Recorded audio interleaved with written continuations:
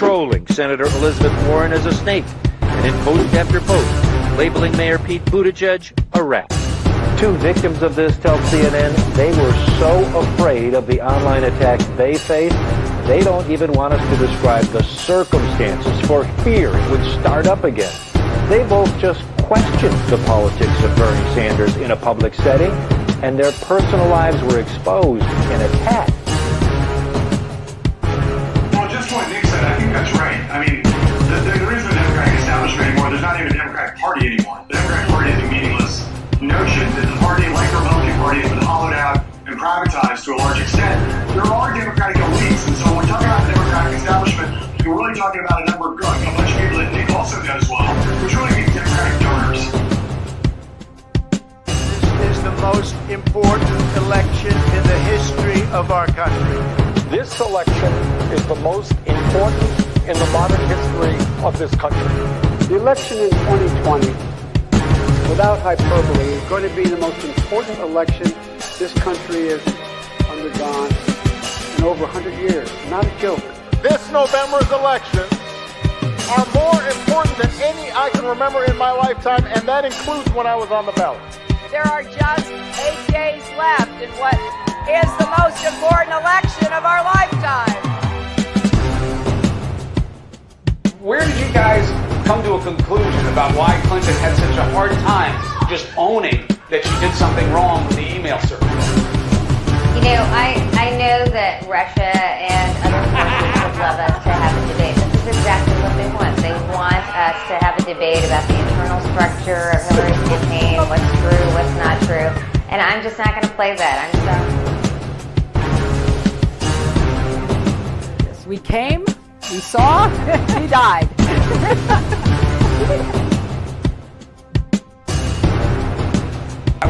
I was the CIA director. We lied, we cheated, we stole. It's like we had entire training courses.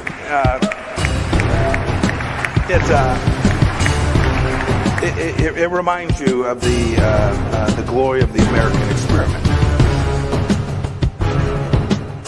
You know, people have said, if you look at, for example, the heat that ended up around the bend the knee of Colin Kaepernick. Mm-hmm. Many smart people have said it actually was not a thing. The Russian bots started taking out.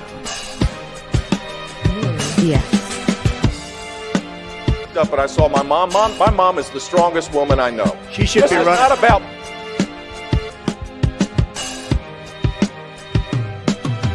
If you're like me, one of the millions suffering from pain caused by migraine, Nurtec ODT may help. It's the only medication that can treat a migraine when it strikes and prevent migraine attacks. Trump and the Republicans lose on Tuesday. And if they lose badly, it's not going to be because of the left, whatever that means. It's not because of the 50 Antifa black mask guys who roam around the United States breaking windows and committing mayhem, most of whom are probably paid police informers. Most of whom are probably paid police informers. Rudy Giuliani, there's only three things he mentioned in a sentence: a noun and a verb and 9/11. I mean, I'm going to try to get through this. Thank you for what you did 3 years ago today. And I went to Wall Street in December of 2007, before the big crash that we had, and I basically said, cut it out. and now I want to hand it over to the president of Ukraine, who has as much courage as he has determination. Ladies and gentlemen, President Putin.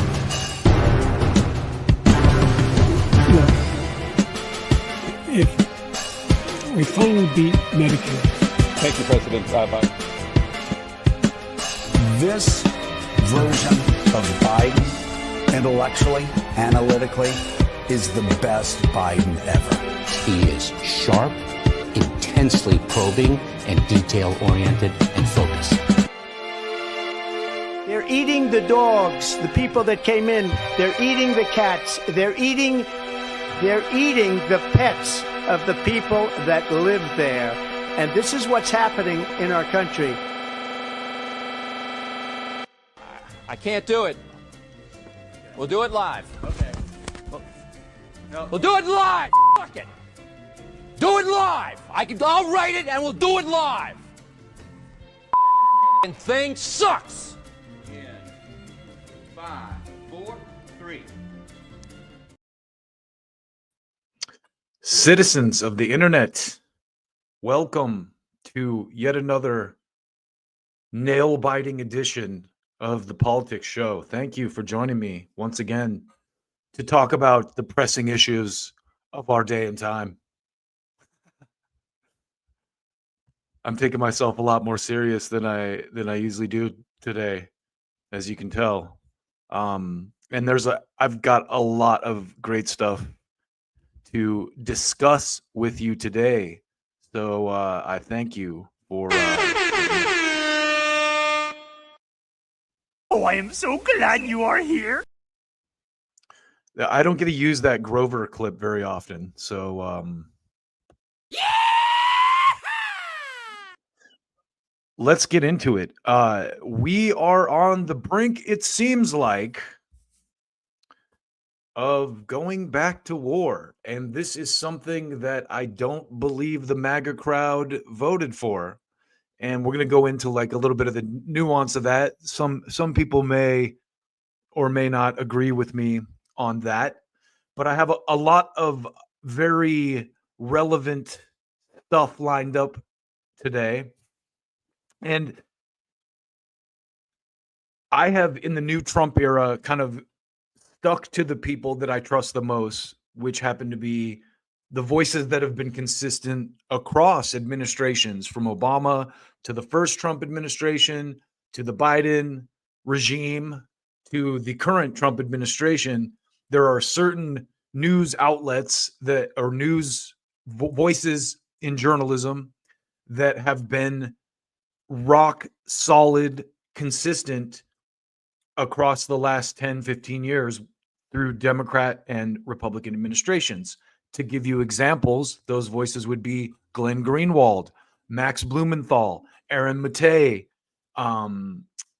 Matt Taibbi, who we're going to share some stuff about today. But one of the people I've really grown that you kind of developed the most affection for over the last 5 years or so that I did not see coming is Judge Andrew Napolitano from Fox News, the Honorable Judge Napolitano. And if you've seen the love fest between him and Max and Aaron and all the kind of lefty journalists, you understand. I think one of the things I think is really cool about the modern era of political journalism and punditry, if you will, is the kind of breaking down of these partisan barriers. And you see people like Candace Owens and Dave Smith and, Clint Russell, for example, who may be Republican or right-leaning, but are on the same page as the quote-unquote far left when it comes to things like Gaza and, bringing money back into the country and investing here at home instead of spreading our, I was going to say legs all over the world, but bombs. Anyway, I want to start today by showing you this kind of brief conversation between Doug McGregor and Judge Napolitano. And I think the reason I like to go to these guys is because these are people who I may not agree with everything McGregor says, but he's a guy with a deep background in the military who I think sees things clearly and has, the kind of experience and the state of mind to speak about these things in a way that, first of all, makes sense from a perspective of an insider who's been inside and seen all this stuff firsthand. But second of all, who's untethered from maybe the corporate world and the media world and can be honest about what he's seeing. So let's start here with this. This is the first clip I'm going to show you today of Douglas McGregor. And certainly for negligence, which is what I would chalk this up to again. So they're talking about the Signalgate thing, just to set this up a little bit. I did an entire piece on Signalgate, and my big takeaway is that this guy Mike Waltz is a little bit shady, and that of course the war machine knows no partisan administrative boundaries, right? Like you can see it's like turning around an aircraft carrier. It's going to be like turning around an aircraft carrier, even as kind of aggressive and I guess that's the best word I could use, kind of business hostile takeover as the Trump people have been. They haven't been able to rest their arms around this thing yet. And maybe they don't want to. Maybe I'm giving them too much credit, but let's listen to what McGregor has to say here. Thing they've ever done before. And they're doing things that they did when they were civilians. And that's just an impossibility now. You can't even walk out of your office and make an off-the-cuff statement. If you're the Secretary of Defense or the Director of the CIA, Director of National Intelligence, Secretary of State, whatever you say, your words have to be carefully chosen. Now, they don't seem to understand that anything at that high level involving any potential action or policy that the White House may direct should be treated at least as extremely confidential, if not top secret, which means, again, you go back to the network that is encrypted. I'm surprised that whoever works for Secretary Hegseth did not go to him and say, look, you really need to reconsider this discussion and let's put it on the secure network. But then again, he may. So what he's saying here is he's cutting Hegseth and Gabbard a little bit of slack and saying, hey, they're new to these types of high-level jobs. And so every single thing you say is scrutinized and they're not used to that yet. I would argue Tulsi Gabbard, who has been in the public eye for a long time and ran for president, probably a little more so than Hegseth, but that's just the take he has. That doesn't mean I necessarily agree with what he's saying, but it's definitely something to consider. Done these things without consulting anybody in his office. Who knows? Yeah. But I feel badly for Tulsi Gabbard. She's trying to be a loyal member of the Trump team, and there's only so much that she can do, and she has to answer truthfully, and she did. What she said is correct. I feel sorry for her, too. The person who needs to answer truthfully is the Secretary of Defense. The Vice President expressed an opinion, a good one. Maybe we should caution against this. Maybe we shouldn't be doing it. Aside from what he said, there's no conversation about the lawfulness, morality, or military necessity of bombing this residential neighborhood in Yemen. Well, Judge, those things never come up. I'm sorry to say. I've never heard anybody bring up those kinds of matters. Because remember, especially the people in the military, but the people in the Department of Defense are treating whatever policy decision is made as a foregone conclusion and sacrosanct. So the notion that you would raise that is just not very probable on the defense side. I'm glad. So this is why I wanted to highlight this particular clip, because what he's saying here gives you an idea as to what someone like a Tulsi Gabbard is up against. And, there are a lot of people. I've been panned for kind of, giving these people time. But you got to remember the Trump administration has only been in for less than 90 days now. And so when you see these kind of machinations, it's pretty clear, and we're going to get deeper into this, that they don't have the reins yet of everything. So, and again, I'm not defending them. They should get the reins, but also, it's Tulsi Gabbard specifically has made some moves that I think still signal that she is, despite some of the political, stances she's had to alter in order to swim upstream into this position, has still signaled in a lot of ways that she's not part of the status quo.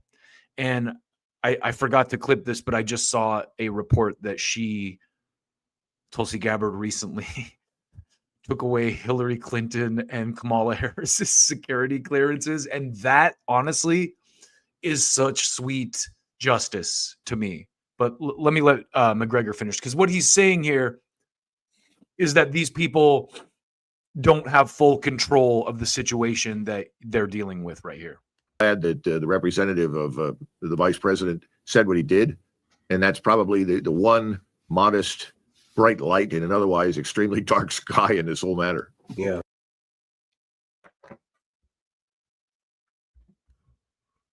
So the modest bright light is that J.D. Vance in private expressed skepticism to this. And that's what I said when I saw it. You know, of course, he's got to be like, yeah, great, we got him. But also, behind closed doors, when no one was looking, his initial response to this in this text thread was like, why are we doing this? And to me, that's, as McGregor said here, a kind of very dim, bright spot in a dark, dark sky. And so here's, in this next piece, McGregor is going to talk a little bit about what's currently going on, and let's listen to it. This show have stated that among the last advice that Bill Burns, who's the former U.S. ambassador to Moscow and for 4 years was the director of the CIA under President Biden, gave to Director Gabbard and Director Ratcliffe, was his opinion that the Iranians do not have a nuclear weapon. Would the United States follow the political needs of Prime Minister Netanyahu over its own intelligence assessments as to what they're targeting, what they're bombing, who they're trying to kill, what they're trying to prevent? Well, there's certainly a large body of evidence to suggest that that's the case. I mean, we have. That is a very good question. And that is a very good answer, lefties. All you lefties out there that, you know, might hate on the Fox News crowd, these are right-wingers, Napolitano and McGregor here. But they're on your side with this. Listen to what they're saying here. Listen to the conversation they're having. To me, just to preface this again, this is kind of a good thing that's happening, despite the eggs being broken along the way and the fact that innocent people are dying, as they always do under every goddamn administration. Right-wing circles are having conversations like this. To ask the question, why would we want to create this tension that can only lead ultimately to the development of a nuclear weapon, not just in Iran, but in many other countries? I mean, if you watch the United States over the last 20, 30 years, the real lesson that you take away from all of it is that if you don't have a nuclear weapon, you are at risk of being destroyed from the air, invaded on the ground, destroyed from the sea. So you ought to invest in a nuclear weapon. And that's why I don't think any of these so-called intimidation tactics work. I think it has the opposite effect. And I think that's what we're witnessing right now today in Iran. And it may be that inside Iran, in that inner circle, someone has said, we have to be ready very, very shortly to field our own nuclear warheads, because if we don't, we risk being destroyed. Wow. I hope that's not the case, but I worry a great deal about that. Does Israel risk being destroyed if Israel and the United States attack Iran? I mean, it'd be one thing for Iran to attack the United States, given the enormous distance, but quite another for Iran to attack Tel Aviv. Well, remember, I think the last time we talked, I pointed out to some underlying assumptions that are not questioned either in Israel or in Washington. And those assumptions include the Arabs, the Muslim states in general in the region can be bullied. They can be pushed. They can be steamrolled into whatever direction we care to go with impunity. That's number one. Number two, does that include the Turks? I think it does. But on the other hand, you have to consider the possibility that we regard the Turks as having been sufficiently bribed or bought off in Syria so as to keep them on side. I mean, remember, it's always a question of bribe, bully, and then bomb. Bomb is the last step if the bribes and the bullying doesn't work. But the second thing is that there's this assumption that we are irresistible, invincible, that the combination of Israeli and American military power, specifically American, cannot be resisted, cannot be defeated. You know, those assumptions, I think, are dangerous. And we may yet, we may yet get a demonstration of just how inaccurate those assumptions are. So that is Douglas McGregor saying that the U.S. could potentially be about to fuck around and find out. And again, can you blame the Iranians for pursuing a nuclear weapon? Look at the state of the world as it is. North Korea has nukes, hasn't been fucked with. Russia has nukes, is kind of being fucked with in a proxy way, but like the US ain't attacking Russia directly because the Russia has nukes. Same with China. China has nukes. So you see this dynamic, and Iran is not a dumb country. People forget too how long Persia or Iran has existed, and it's a lot fucking longer than the United States. We're just babies. We're little babies in the grand scheme of world politics. And that doesn't mean that we haven't done our own, we don't have our own, merits or whatever, but this is not one of them. And I don't think that this is a very smart move. So I want to get into some lefty shade on what's going on with the leashes being tightened around our current administration's necks. And I want to start with, so Max Blumenthal and Aaron Mate at the Gray Zone. I think Max has been one of my favorites for a long time, but he sums up something that is a very important point that has been missed by just about everyone in the Signalgate debate. And rather than take the wind out of that, I'm just going to play this for you because this is a fucking incredibly, incredibly important point that is being completely missed. I mean, I don't know if it's intentionally being missed, but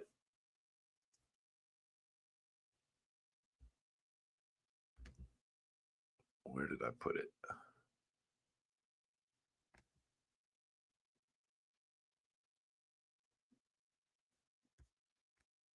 This might be it. Hopefully I didn't screw up my clip here, but intense bombing all night. Yeah, this is it.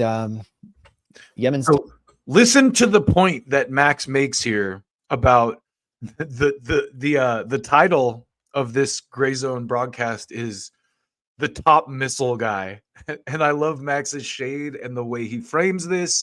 And again, the most important point right here, I think, made in the entire Yemen Houthi Signalgate thing.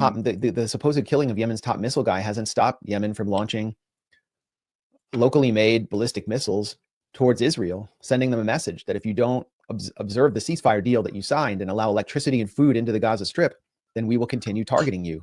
It is a principled humanitarian intervention.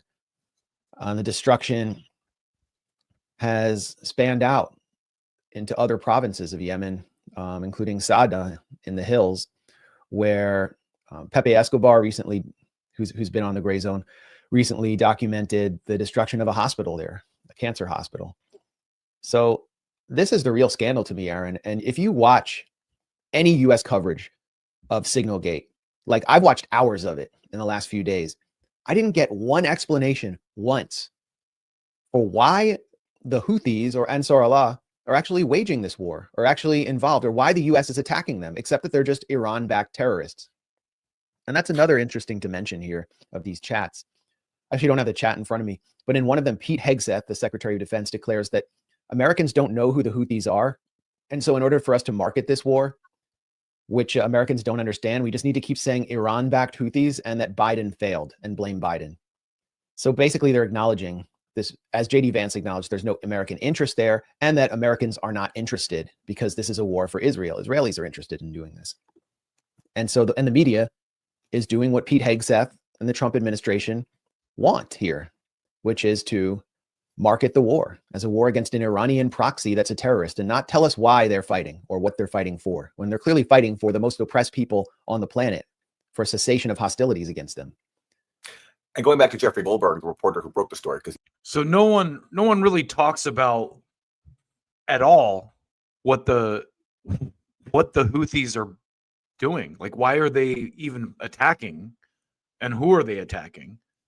And they're, as Max points out, they're trying to market it in order to, kind of veer the sentiment toward the Iranian regime, who's backing them, basically.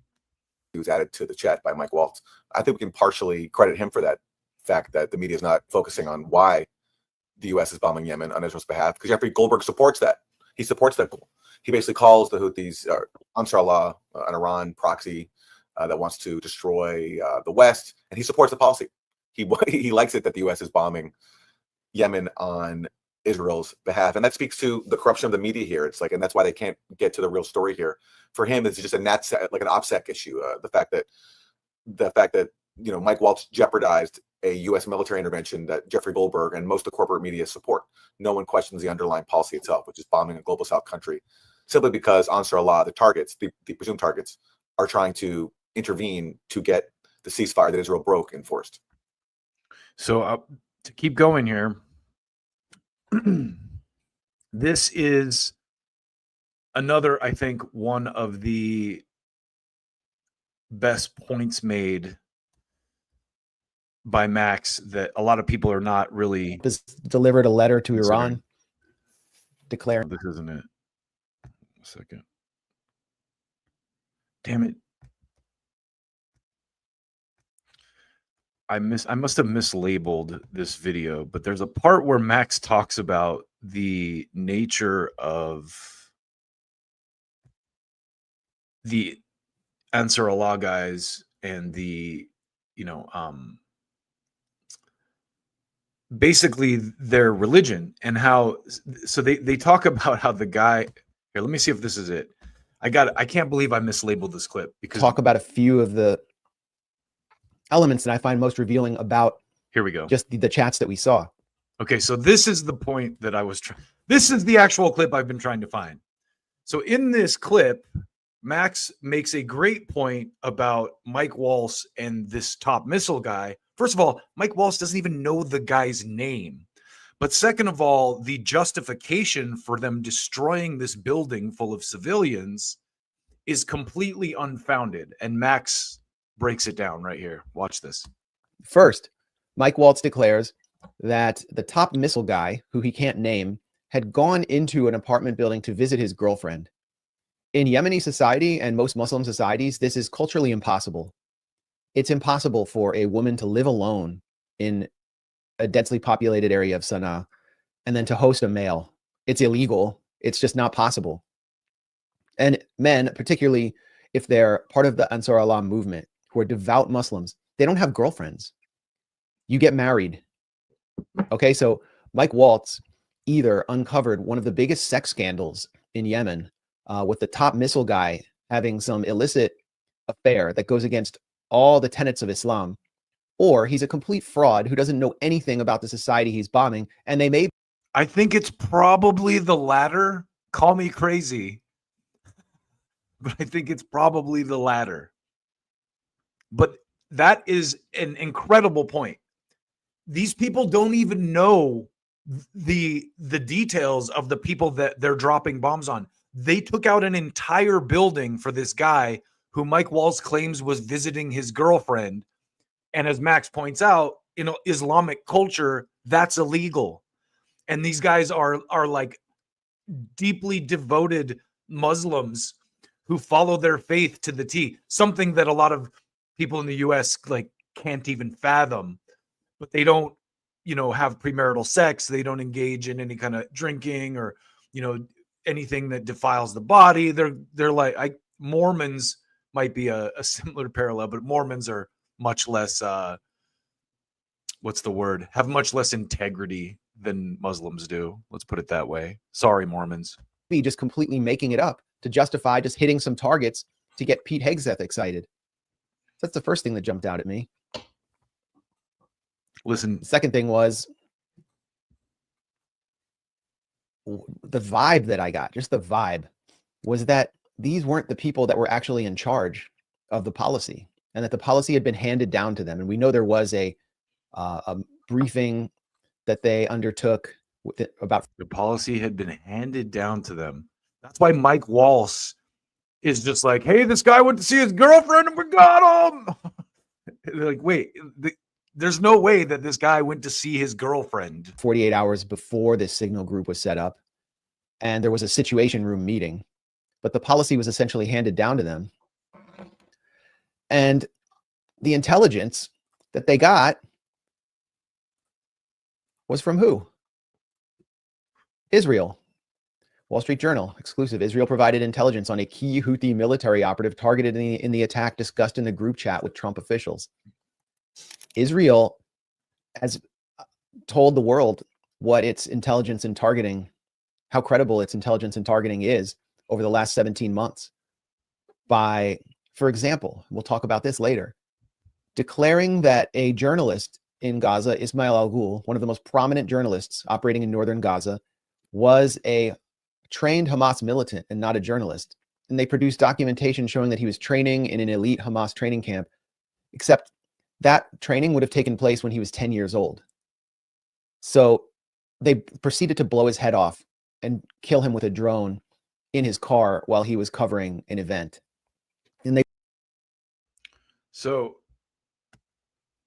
one of the other things that these guys go into is they pull receipts on the shit that Trump was saying on the campaign trail about bombing Yemen. Watch this. Understand why they fight in U.S. media.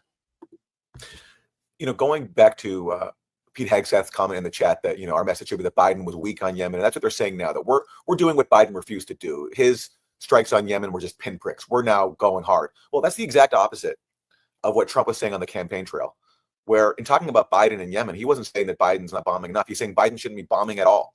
That was Donald Trump's specific critique of Joe Biden. This is what he said just in May of last year.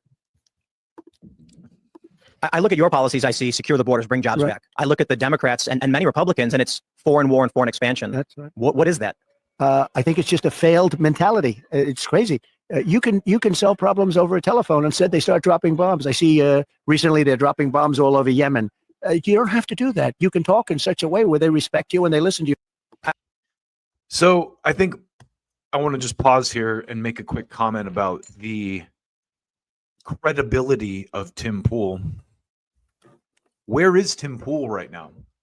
And why isn't he playing this clip all day long and going, hey, Trump, remember when you said this on my show? Remember, Trump, when you said bombing Yemen was stupid and you could make a phone call and solve it? Remember this, Trump? Why isn't Tim Pool doing that? Well, his recent alliance with Ben Shapiro, I think, is illustrative, I guess, as I was going to say explanatory, but illustrative is a good word to use as to why Tim Pool is silent on the lack of America being great again in the Make America Great Again movement right now. Also, I will say this, Tenet Media, the whole thing with Russian funding of Tim Pool, look, that is the absolute fucking dumbest thing I've ever heard in my life. That is guilt by association. That's a guilt by association operation. And anyone can have this done to them, because a guy like Tim Pool and an organization like Tim Pool's gets ad money and they get ad deals and they don't vet them. They just go, hey, this guy wants us, here's some money. This company, this big conglomerate, Tenet Media, gave them a bunch of money. And supposedly RT had donated into that pool of money, or like had donated money to Tenet Media. So they're able to make this jump that, Tim Pool is a secret Russian, which is what the Democrats did for years and years. And Tim Pool's like, it hasn't changed his messaging.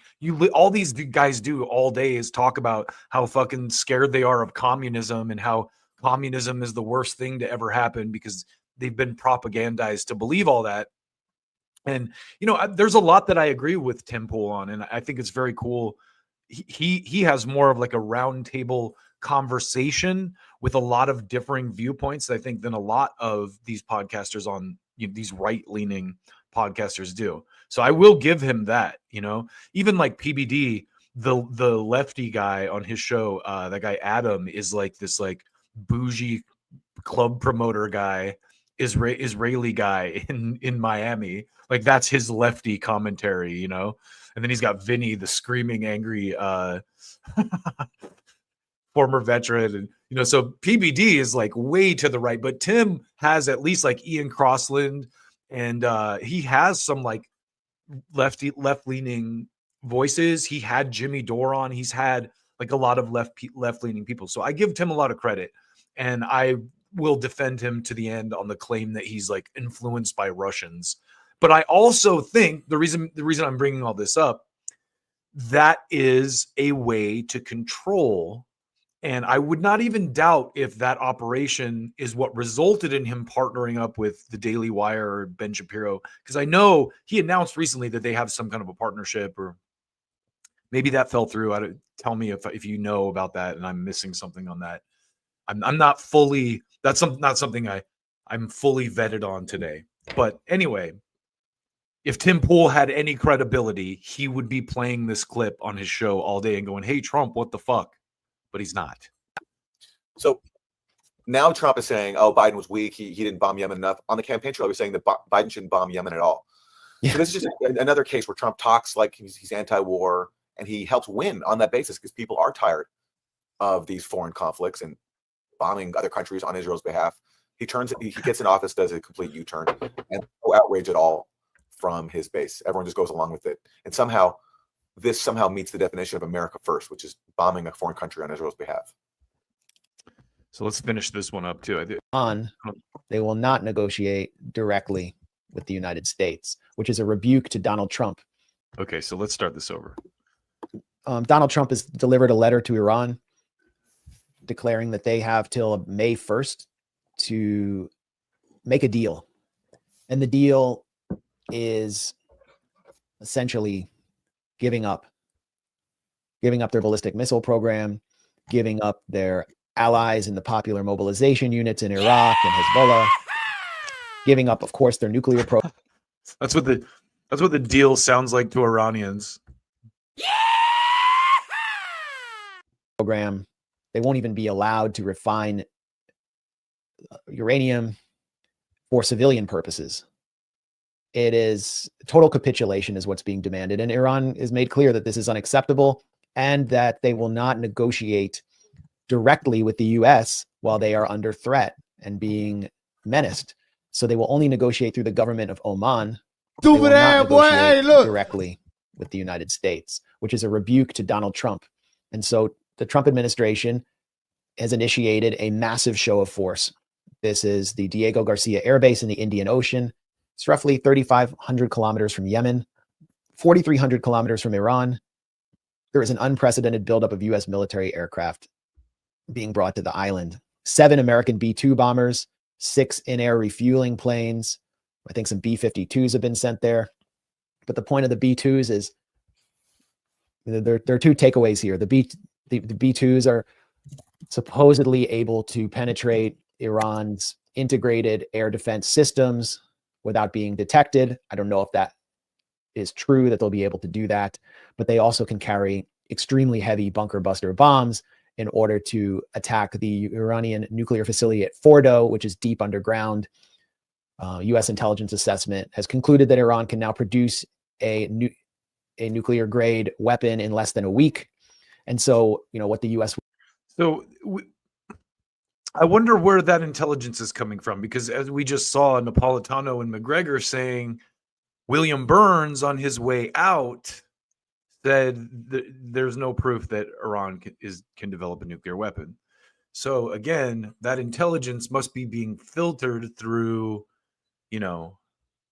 another source, which I'm guessing is a foreign country intelligence would service. Do with combined force of submarines, aircraft, is carry out decapitation strikes, attack the Iranian government, and then hope that they can attack Fordo in time to prevent them from rolling out a nuclear device. That's what this is, the message that's being sent here. And it's all being done at the Diego Garcia Air Base because supposedly Iran cannot reach it with its with its ballistic missiles. Perhaps they can reach it with ballistic missiles fired from a cargo ship. Surely you can't be serious. I am serious. This is an unprecedented show of force. And Trump is putting a gun to the leadership of the head of Iran's leadership right now. And why is he doing it? For the same reason the U.S. is bombing Yemen, because Israel wants him to. I don't think Trump wants a war with Iran. Do you? In his mind, no. But again, we've seen him say so many things to get into office about opposing war only to reverse the policy. We talked earlier about Yemen. He criticized the bombing of Yemen on the campaign trail when Biden did it. He gets into office, and within a few months, he's already bombing Yemen on Israel's behalf. And look, what has happened before when there have been talks of diplomacy between the U.S. and Iran? Let me give two examples.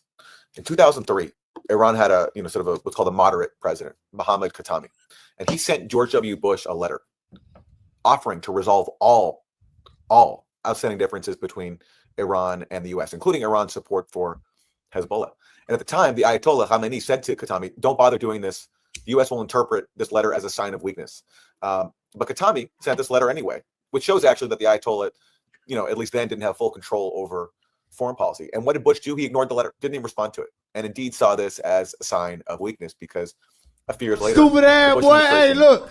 Ramped up its policy of trying to undermine Iran by empowering Sunni forces, including ultimately ISIS in the region, to undermine the axis of resistance, which Iran was the heart of. So that's one historical anecdote about what happens when Iran tries to engage in diplomacy with the U.S. is they get ignored. And in fact, the U.S. sees it as a sign of weakness. And then you had the Iran nuclear deal, which Iran accepted. It was not easy to do that inside of Iran. There was a lot of pushback to it, but they did it. And what happened? Trump blew it up, and those who had advocated the Iran nuclear deal ended up looking really, really weak and humiliated inside Iran. So what does that do inside Iran to the willingness to try to engage in diplomacy and take U.S. overtures seriously? It's going to make people even more defensive, understandably, when you have a record of the U.S. not only taking diplomacy as a sign of weakness, but meddling in Iran going back to the 1950s when there was a U.S.-backed coup that overthrew Iran's government. So if Trump really is serious about diplomacy, he's going to have to do something really concrete to not just reverse his own record, but the longstanding U.S. record of using diplomacy to advance its hegemony and to ultimately try to fool Iran into doing something that will weaken itself. And Iran's just not going to go along with that. So let's keep going. A couple more good clips from Last the gray night, zone here. watching the reactions on Twitter come into the strikes on Sana'a, that the only enthusiastic reactions I was seeing were from Zionist Hasbara accounts. They were really excited, but there was no reaction from MAGA influencers. Those who no one in even high school knew what the word anti-Semitic was until Ye made it I think popular. they understand. They may not even know this war is happening, but they clearly understand it's not a war defending American interests.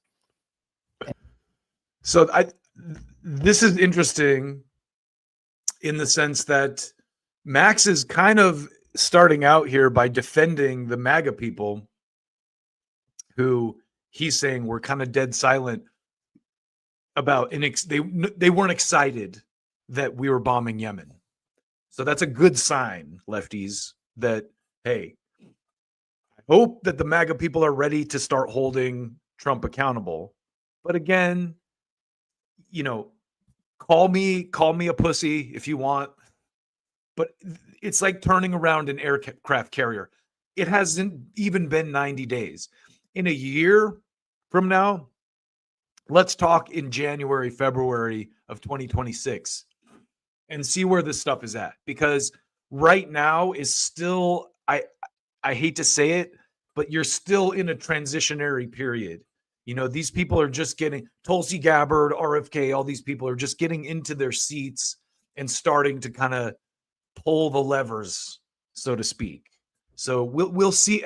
And I'm not defending them at all. I'm just saying, let's give it a little bit of time to breathe and see where it progresses, because we might be surprised. And I'm not saying we will be surprised, but we might be. Everything Trump is doing has demonstrated that the tail of Israel is wagging his dog. He's promised his base that there would be no new wars, or his selling point during his campaign of voting for Trump is that he didn't start any wars in his first term. Well, he's already come in, started one war, and as we'll discuss later, he is pushing for conflict with Iran. We already discussed that. So here's the last piece of this conversation I wanted to share with you. Few of the elements that I find most revealing about just the chats that we saw. First, Mike Waltz declares that the top missile guy, who he can't name, had gone into an apartment building to visit his girlfriend. In Yemeni society and most Muslim societies, this is culturally impossible. It's impossible for a woman to live alone in a densely populated area of Sana'a and then to host a male. It's illegal. It's just not possible.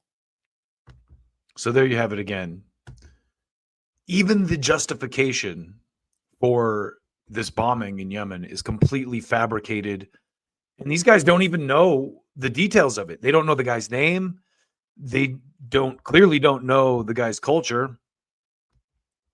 And where does this all lead, really? Like, this is the question I ask myself all the time, because I never cared about the Middle East that much until recently, until I was forced to care about it, until, all this stuff burst open.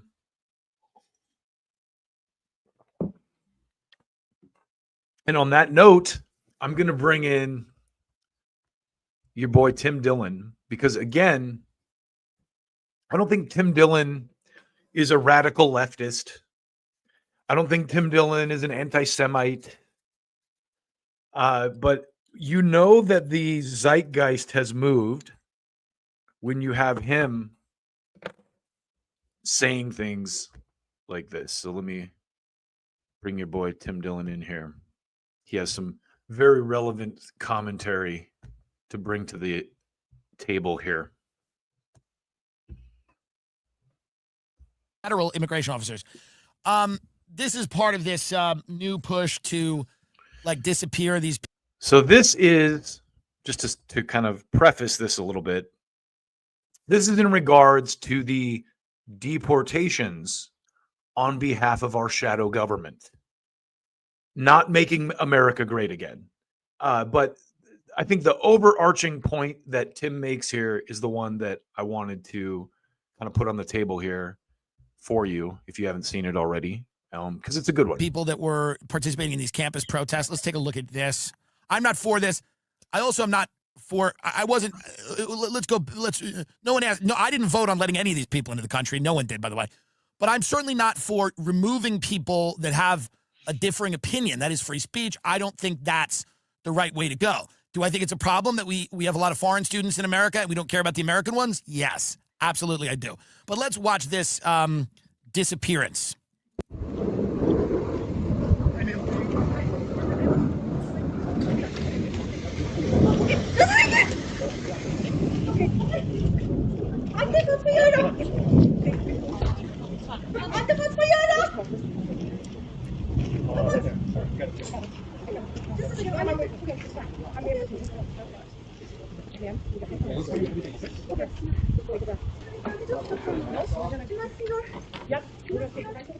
Is this being done for America or for Israel? I mean, this is a fair question.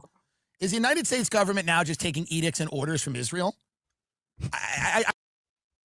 No one in high school knew what the word anti-Semitic was until Ye made it popular. I think it's a fair question to ask. Does anyone feel safer with this woman off the streets? Don't tase me, bro. Don't tase me. Is this what people voted for when they elected Trump, is to have a country taking orders from Israel? I didn't do anything. Again, I'm sure me and this woman would disagree on lots of things. And I'm very, very much a proponent of strict, tight immigration controls. She's a legal U.S. resident. She participated in pro-Palestinian protests as a legal U.S. resident. Her arrest follows the White House's crackdown on what is classified as anti-Semitism on U.S. campuses. What is this? And does anyone feel uncomfortable? No one in high school knew what the word anti-Semitic was until Ye made it popular. Can now get you deported if you are a legal U.S. citizen. Is that odd? What other isms are coming? I don't understand this. I think people that commit crimes, it's a different story. But to speak out against an ally of America should not be grounds for someone to be deported. And we look right now like we are doing this at the behest of Miriam Adelson and the big billionaire donors that have been very good to both parties. ADL is played out. Nobody knows who the ADL are. Stop giving them attention. Nobody cares about the ADL. By the way, I could not think of it. If you wanted Jewish conspiracy theories to kind of, slow down, I don't know if this was helping. I don't know. If you think Israel has too much influence in our country, is this helping correct that belief? Asking. Just throwing it out there. Would this be the way if people say to you, hey, Israel runs America through donors, and you say that's silly and absurd and ridiculous? Does this happening make people more or less? Do they dig their heels into that belief more or less? Isn't it ironic? Don't you think? That, by the way, remember when for like 4 years you could say anything about white people? Anything. Kill them. How about we genocide the whites? Fuck white men. They should die. Let's deny them health care. But there was a few campus protests for like a month. And now they're like deporting students. There was like years and years of shitting on whitey. And then no one really cared. For the record, white people deserve it. I really do feel that way. Like they you know, white men deserve a lot of the hate we get. I mean, people don't deserve to be deported for talking shit about white men, but also it's a good point. You know, that group can be smeared and hated and basically threatened as much as you want. But as soon as you say something that upsets this group, you're out of here. That's the double standard that I think a lot of people, I definitely didn't ever even consider that, you know, until he started talking about it. So no one's getting deported.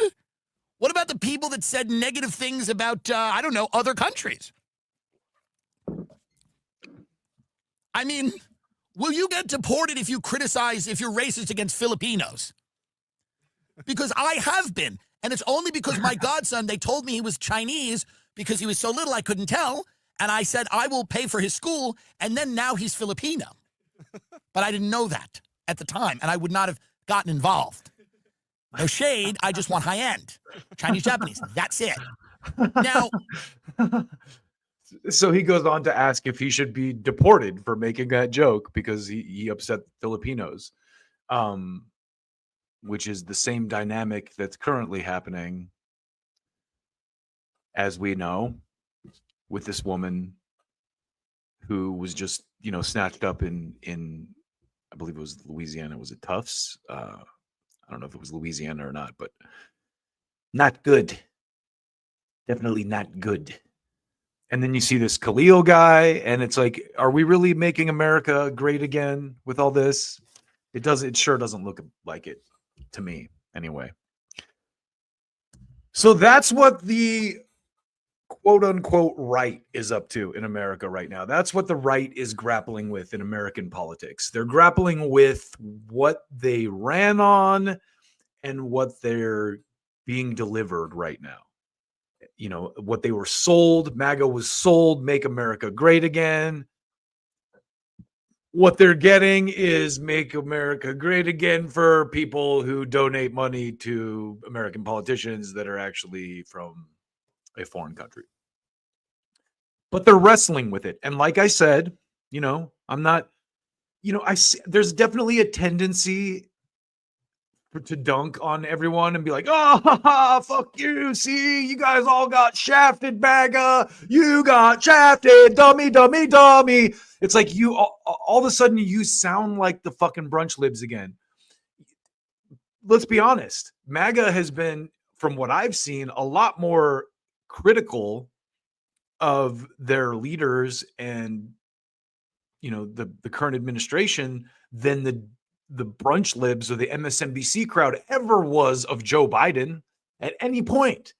They just laughed and shit on the left through the entire Biden presidency. At least you have prominent voices in MAGA like Candace Owens and you know, Dave Smith. Not that they're necessarily MAGA. Dave Smith, I don't think he's been very, very critical of Trump. You know, but you know, a lot of these more like right-leaning talkers have been, you see a lot more of a popular critical sentiment among the MAGA crowd than you ever saw among the like, yay, Joe Biden's awesome crowd. This corpse rules as president is all you got from them. So I want to talk about what the opposition to Trump looks like right now, the actual quote unquote legitimate opposition. And I think Matt Taibbi and Walter Kern have one of my favorite shows right now. One of my favorite. Just because I trust Matt Taibbi so much, Matt Taibbi has always been a voice that has been consistent. He wrote a book called Insane Clown President about Donald Trump. He was critical of Obama during the Occupy Wall Street era. He was critical of the Biden regime, and he's, critical of Trump now. But one of the things that I've noticed, and I just want to say this going into this piece here about the current landscape in the left, there is a lot of manufactured hysteria. And it's interesting to me to see a lot of people I respect buying like the Elon Musk hysteria. It's like, look, I'm not an Elon Musk fanboy, and I don't, have any illusions as to who he is or what I'm actually going to listen to the audiobook of his biography, I think, to be honest, just because I want to hear how he was framed by Walter Isaacson, who did Steve Jobs and Einstein and all these other great historical figures biographies. I want to hear how Elon was framed by someone like Walter Isaacson before he kind of dipped his toe into the political realm, because I think that's relevant. But that aside, I see this like real tendency right now in lefty circles to like oppose Elon Musk as if the Democrats aren't a party that's entirely run by oligarchs. You know what I mean? It's very stupid. It's like burning Teslas or like trying to tank Tesla stock. I'm not going to call out anyone specifically, but I think it's very dumb. I see these people. So I'm not like a big stock investor, but I worked in corporate America. So I had stock options, and I understood like that world a lot more than my parents ever did. But what you realize about the market is that it's very up and down, but it's always trending upward in the long term. And so when you look at like what's going on with all the like, oh my God, look at the economy, it's all manipulation of the through the media and like rich. I always joke that the stock market is basically rich people's feelings on any given day. But if you pull back, like go to the NASDAQ, for example, whether the NASDAQ is up or down, go to Google and it'll show you like a day's worth or a week's worth of NASDAQ, sometimes a month or whatever. And it looks like it's way down, but then pull back to 5 years and you see the big picture of how the market works. It's always trending upwards because there's always new companies coming into the mix. So it's the NASDAQ that like we have a growth economy. And as long as things continue to evolve, and so this idea that like, oh, Elon's stock is down, yay, we won. It's so stupid because the stock market is constantly evolving and changing. And he might be down for a couple days or even a couple months, maybe even a year, but he'll get back up. He's selling a product that people want. Like Tesla can rebrand. There's all kinds of stuff they can do if their brand is so tarnished by Elon's politics, to save their stock. So I see this hysteria making a lot of otherwise intelligent people very stupid. And that is fucking stupid. Like burning Teslas or like trying to tank Tesla stock because you're mad at Trump and Elon is fucking retarded. I'm sorry. And if I ban me for saying that, if you need to, but it's dumb. It's very dumb. And it's not a good political strategy by any stretch. If the Democrats ever want to win elections again, or the left ever wants to win anything, which the left continually proves to me that they're irrelevant and don't care about being relevant by doing things like this, So that was all a setup for this conversation with Matt and Walter Kern about the current Democratic opposition party, the incredibly vapid and stupid Bernie movement. So let's get into it. This is good stuff. You guys are awesome. AOC in Colorado last week. I think it's around the 22-minute mark. She goes into a little bit of a thing about healthcare and Elon Musk, and it's just, I'm sorry, this whole thing, the fight. What does Elon Musk have to do with healthcare? Well, no, I mean he's the villain now because he's the fear is that he's going to cut Medicare and Social Security, or That's not the fear. That's the contention. Right. Anyway, I mean, that's a good point. Like I keep hearing all these, again, this hysteria, all these scare tactics about how Elon's going to cut Medicare. He called it a Ponzi scheme on Joe Rogan, and they took that little clip out of context, and everyone was like, "Oh no! Oh God!" Ah! Like that's how a lot of people look in the opposition right now. And I'm going to get into how you could be a serious opposition in a minute after I show you how ridiculous what they're actually doing really is. So let's keep going here. Just listen to a little bit of this. I mean, first of all, before we listen, look at the cheesiness of that fight oligarchy thing. That's because it was homemade by a factory worker. It has a quilt, like, remember, the AIDS quilt. See, the quilt factor is now a trope. Is it? Yeah, in left-wing thing. It suggests women made this, stitched this, sort of like Betsy Ross did the flag. Okay, all right. Well, let's listen to AOC on all matters for a moment. The keys to Elon Musk. Boo. Our country for parts to the wealthiest people in the world for a kickback. That was Joe Biden. In Sorry. exchange, those billionaires and oligarchs. Yeah, I mean,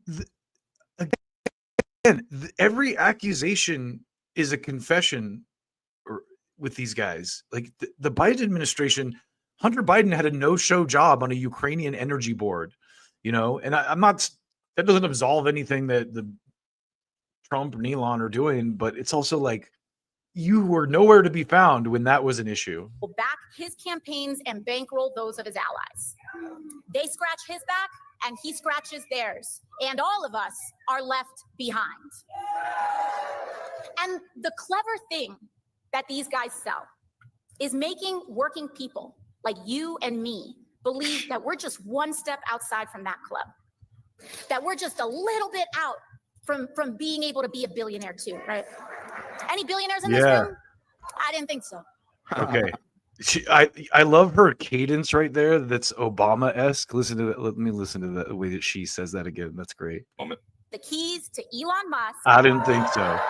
She does that like Obama, like swaggery, like kind of like country boy type thing. Like it's just, listen to the way she says, I didn't think so. Selling off our country for parts to the wealthiest people in the world for a kickback. That was Joe Biden. In Sorry. exchange, those billionaires and oligarchs will back his campaigns and bankroll those of his allies. They scratch his back and he scratches theirs, and all of us are left behind. And the clever thing that these guys sell is making working people like you Listen and to me this. believe that we're just one step outside from that club, that we're just a little bit out from being able to be a billionaire too, right? Any billionaires in this room? I didn't think so. She does that Obama thing right there. So one of the reasons I wanted to pause right there for a second, because she's talking about they make you think that you're just outside there. Any billionaires in here? I didn't think so. Remember this? Remember this shit? It's very disingenuous of her.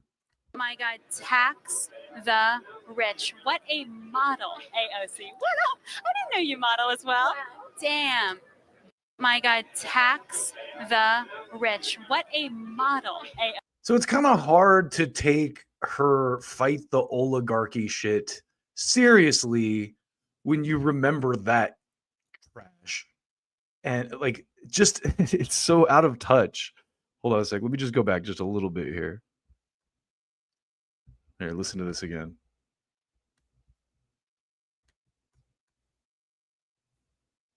You and me believe that we're just one step outside from that club, that we're just a little bit out from being able to be a billionaire too, right? Any billionaires? Have you ever gone to the Met Gala? Because I haven't. So she's a lot closer than you or I am to that club. But I just wanted to remind you how disingenuous this person is. I didn't think so. Now, it's this idea that if we just work hard, we too can have nation state level money. Except these kinds of spoils aren't earned, really. Oh, they're They stolen. aren't working for these billions. They're stealing them. Property is theft. They're stealing them from you and me. Just look at what Elon Musk and Donald Trump are doing to our healthcare, our veterans benefits, and Social Security. They are slashing programs that we and you have spent a lifetime paying into. Okay. And All right. by the way, There isn't a fact. you go in back that to your home on presentation. Whore I Island. know. I know. But it is class conflict for dummies, spelled with Right. a Z, dummies, and it is in fact a retread of the 60s, 70s rhetoric that I grew up hearing in much more eloquent fashion from much more compelling people. You know, whether they were Angela Davis or Huey Paul Newton. McGovern or Huey Newton. Or Sophia Lewis. Michael, No, yeah. Huey Newton. Sorry, Lewis came on. That's my memory. This is sports. I like how he started with Newton and then caught himself and went to Lewis and then back to Newton. Your original instinct was right, Walter. Yeah, no, Huey Newton, not Huey Lewis. That would have been funny though. No, and this is the problem with the AOC thing. There's this gigantic opening for the Bernie movement right now. The Democratic Party has never been more fucked than it is now. Trump is kind of hovering around 48, 49, 50% favorability, which is not great for a president, but very good for him. But the Democratic Party is down to 29% favorability and only 7% very favorable, which is like, it's a historically low number. And if an alternative populist sort of left-leaning movement had any kind of clue, it could just walk in and take the entire party. But they've done exactly what they picked exactly the wrong formula. They picked the person who is emblematic of every dumb idea that Trump ran against last year, and then B, they're sort of, as you say, they're taking ideas that might have some power if they talked about them in a smart way, but there's no there when they're talking about what they're going to do about fixing wealth inequality or protecting healthcare or delivering healthcare or any of those things. I mean, Bernie always had this problem, frankly, of he didn't like billionaires. He didn't think people, should be that rich. He just didn't like that concept. He didn't exactly understand the criminal schemes that Wall Street was up to, before 2008. But what he did do is he kind of stuck to things that he understood, right? Like, for instance, he was pretty adamant that the United States government should not be funding the construction of factories in China so that we could move jobs over there, right? Like that's a pretty simple thing. And so his whole program was let's not do things that are obviously stupid. Let's not bail out. Yeah, so it's funny because on that note, I just want to pause for a second there because a lot of the economic stances that Bernie had, Trump at least ran on. We'll see about, how that pans out. But again, the tariff thing, it might be painful in the short term, but you already see they're opening a plant. Hyundai's opening a plant in Louisiana. Apple's investing money in chip plants in Phoenix. It does seem to be bringing some of the business back because the reality is, if you make it unprofitable to offshore, companies will be forced to bring their fucking businesses back here. And if you create a labor market that's fair for Americans, that isn't flooded with illegal labor, you will see an improvement in wages. So again, it's kind of like all this hysteria about Elon Musk and trying to tank Tesla stock is a dumb move on the Democrats' part, because a lot of the populist agenda that Trump is trying to, or said he wants to do, the Democrats could be winning by holding his feet to the fire on that stuff. Hey, Trump, imagine if Bernie was out there going like, hey, Trump, you said no tax on tips. When's that's coming down? Hey, Trump, you said no more war in the Middle East. You said you weren't going to bomb Yemen. How come you're not doing that? That would be an effective way for the Democrats to start winning back the working class, the deplorables, so to speak. This sending out AOC, the Met Gala girl, to lecture people about oligarchs when you guys. I showed a headline that Matt Orfala shared on the last stream I did about how Kamala had way more billionaire donors than the Trump people did. So, it's not an honest framing, again, because the Democratic Party is run by consultants. It's basically a party of rich people and consultants at this point. The war state, the suburbs around DC, as Max calls it. But anyway, let me let these guys finish. They make a couple other good points. Companies that committed securities fraud, right? Like, let's not reward them for doing that. But he stayed away from kind of larger economic questions when he didn't know what he was talking about. And AOC doesn't do that. She just sort of throws stuff out there. You deserve better. Here's a fun fact. Yours truly, Walter Kern, often called names on Twitter and other social media, some kind of right-wing phenomena, was on a picket line just a couple of years ago with AOC. Yes, I was. Union member Walter Kern, standing up for the Writers Guild of America in Hollywood, was there in Manhattan picketing when AOC came along to champion us. So I got to see her up close. She's in dim bulb. I got to see in a few weeks, just a few weeks ago, Bernie at the RFK hearings, shilling for the biggest pharmaceutical companies in the world, trying to get RFK to agree, along with Elizabeth Warren, that we shouldn't be suing these insurance companies, or else they wouldn't produce the wonderful drugs they do. I am so over. I am unable to listen to their rhetoric anymore. I'm unable to. How can I put it? Suspend disbelief in the characters that they play. And if they're going to keep at it with this road show and their, Tesla protests and their Luigi love and so on, I'm going to be in a corner because I don't buy it for 1 second. And not only have I called earlier in this podcast, Walter Kern has been big on the Luigi is a manufactured kind of deep state op thing. And they go through, there's an entire Law and Order episode based on a fake Luigi character. It's and they break down the propaganda ahead of this. But the overarching point I want to make here again, because I'm not going to come at my friends on the left and the Democrats without also bringing some solutions, is that this ain't it, guys. The fucking Met Gala chick out there lecturing us on oligarchy is not, it's not going to land. But what will land is if you go out there and you hold Trump and MAGA accountable for the things that they said they would do that you're on board with, like ending wars and no tax on tips and bringing American jobs back.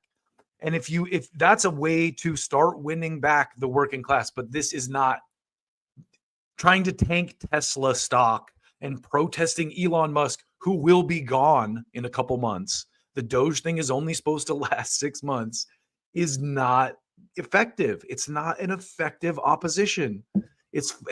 And it's sad to me to see a lot of my lefty friends getting swept up in this hysteria too, oh, Elon Musk is the worst.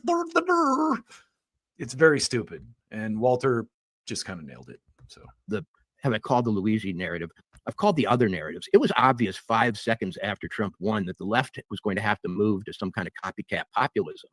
There you go. They had nothing left in terms of their neoliberal warmongering. Let's have World War III, Wall Street loving, down the tubes, Clintonism and Obamaism. So right. They pulled this thing out of a hat. Also, let's sell pharmaceutical products. Literally, the entire Democratic Party are like salespeople for the pharmaceutical industry, not only for, the MRF, the jibby jib, but also for gender affirming care, which, I've gone over this several times, but that is a fucking money making scam to push a bunch of hormonal treatments that are expensive that pharmaceutical companies sell. So, like I said, Democrats, Walter just basically laid it out. The only thing you have at this point is some copycat populism. Your neoliberal agenda was rejected. And if MAGA has integrity, which a lot of them do, as Max said, you didn't really see a lot of the MAGA influencers getting excited about Yemen bombing. You did see a certain demographic of them getting excited about it, the ones that take money from certain interests. But this is all the left really has at this point. This Elon Musk protest shit is just absolutely fucking pathetic. I'm sorry. With their, retread left populist. But this isn't. The point is, this isn't left populism of any kind. It's like a DNC consultants version of that. Exactly. Right? Which is what's, and it's so frustrating because the whole idea of Bernie was to not have that. I don't know. I guess I should take this stuff seriously. I used to be a Marxist. Okay. Matt just completely nailed it. That right there, the consultant left is why Bernie was a non-starter. That is why Rick Wilson and the Lincoln Project and Midas Touch and all these like neocon grifters are Democrats now. Sorry, I get so excited about this. These guys make a couple more. I mean, like the real kind, the ones who read Das Kapital, the ones who, understand the surplus value of labor and so on. And this has nothing to do with it except for the bumper stickers, nothing at all. And the intelligence level has plummeted. The consistency is totally not there. I mean, Bernie used to oppose illegal immigration on the ground that it lowered wages. Right. Which, of course, it does. Yeah, and AOC was abolish ICE, right? So, and their party used to be the party that scolded the so-called deplorables, the people who basically lived out in middle America and were all racist and so on. Oh, they're now embracing the racist lower middle class of America. What? That's another good point. This like rally the working class deplorables, the people you hate that are racists who voted for Trump against the oligarchy who supported you in larger numbers than Trump. So this is basically what the Democratic opposition has been reduced to at this point in time. Party that fights harder for us to.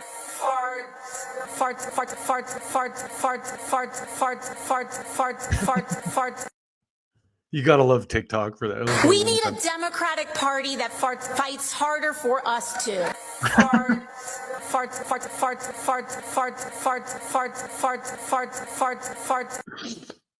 I think Walter would appreciate that. We need a Democratic Party that fights harder for us to.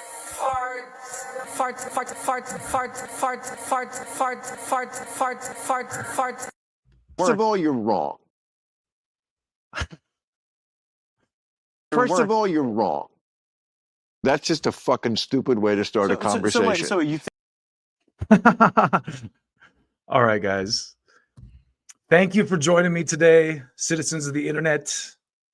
Like and subscribe, all that good shit. And I'm going to take you out today with a real gem. I love comedy, and one of my heroes has always been George Carlin. And I stumbled across this the other night. And I think that, I'm not monetized, so I don't really care. But this kind of sums it up. I didn't vote in the last election for obvious reasons. I mean, if I would have voted, I would have voted third party, probably Stein.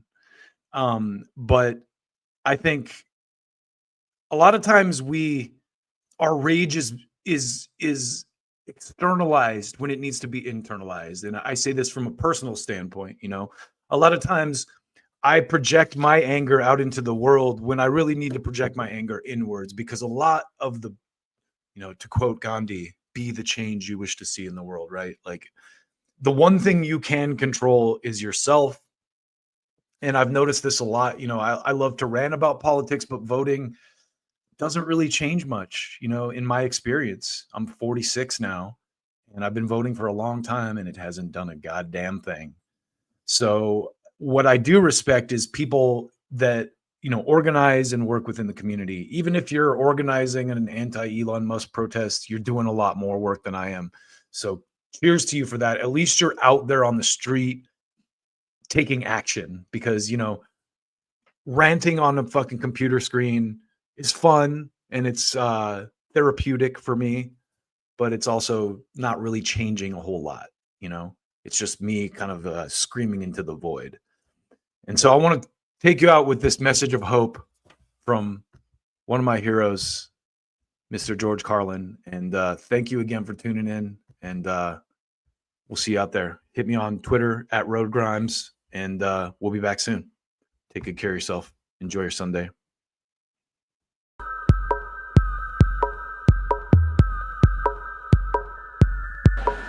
Now, there's one thing you might have noticed I don't complain about.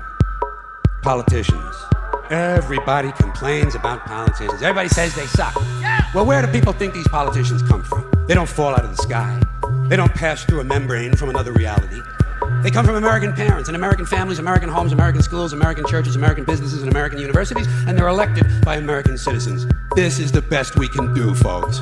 This is what we have to offer. It's what our system produces. Garbage in, garbage out. If you have selfish, ignorant citizens, you're going to get selfish, ignorant leaders. The term limits ain't going to be any good. You're just going to wind up with a brand new bunch of selfish, ignorant Americans. So maybe it's not the politicians who suck. Maybe something else sucks around here, like the public. Yeah, the public sucks. There's a nice campaign slogan for somebody. The public sucks. Fuck hope. Fuck hope. Because if it's really just the fault of these politicians, then where are all the other bright people of conscience? Where are all the bright, honest, intelligent Americans ready to step in and save the nation and lead the way? We don't have people like that in this country. Everybody's at the mall, scratching his ass, picking his nose, taking his credit card out of his fanny pack and buying a pair of sneakers with lights in them. So I have solved this little political dilemma for myself in a very simple way. On election day, I stay home. I don't vote. Fuck them. Fuck them. I don't vote. Two reasons I don't vote. First of all, it's meaningless. This country was bought and sold and paid for a long time ago. The shit they shuffle around every 4 years doesn't mean a fucking thing. And secondly, I don't vote because I believe if you vote, you have no right to complain. People like to twist that around, I know. They say, well, if you don't vote, you have no right to complain. But where's the logic in that? If you vote and you elect dishonest, incompetent people and they get into office and screw everything up, well, you are responsible for what they have done. You caused the problem. You voted them in. You have no right to complain. I, on the other hand, who did not vote, who in fact did not even leave the house on election day, am in no way responsible for what these people have done and have every right to complain as loud as I want about the mess you created that I had nothing to do with. So I know that a little later on this year, you're going to have another one of those really swell presidential elections that you like so much. You'll enjoy yourselves. It'll be a lot of fun. I'm sure as soon as the election is over, your country will improve immediately. As for me, I'll be home on that day doing essentially the same thing as you. The only difference is when I get finished masturbating, I'm going to have a little something to show for it, folks. Thank you very much.